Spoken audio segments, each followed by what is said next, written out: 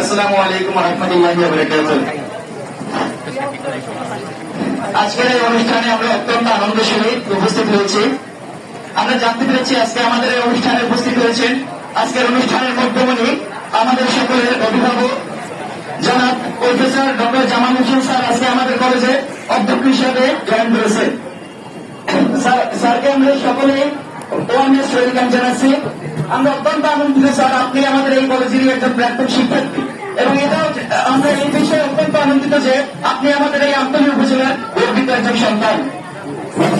Sir আমরা জানি যে আপনাদের আমলে আমাদের কলেজ বাংলাদেশে যে নাম করা কলেজ ছিল, আমরা যদি জানতে পারি আমাদের আন্তরিক কলেজকে এই ঢাকা থেকে জানতে যে এক নামে আন্তরিক কলেজ, কিন্তু বর্তমানে স্যার কালের পরিক্রমায় আন্তরিক কলেজ আজকে খুবই নিচের থেকে নেমে গেছে। স্যার আপনার কাছে আমাদের সকল শিক্ষার্থীর পক্ষ থেকে আমার একটি অনুরোধ স্যার, আপনি আমাদের কলেজকে এমন ভাবে গড়ে তুলবেন যেন আজকে বাংলাদেশে এক নামে আন্তরিক সরকারি কলেজ হিসেবে সবাই চিনতে পারে।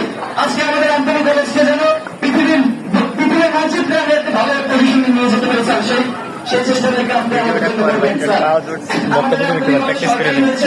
এরপর আমাদের জসীমউদ্দিন স্যার এসেছিল, তিনি আমাদেরকে গড়ে তুলেছেন এবং আমাদের কলেজকে তিনি নতুনভাবে সাজিয়েছেন। স্যার সে এখন চলে গেছে, সে আমাদের এলাকার সন্তান ছিল না স্যার, আপনি আমাদের এলাকার সন্তান।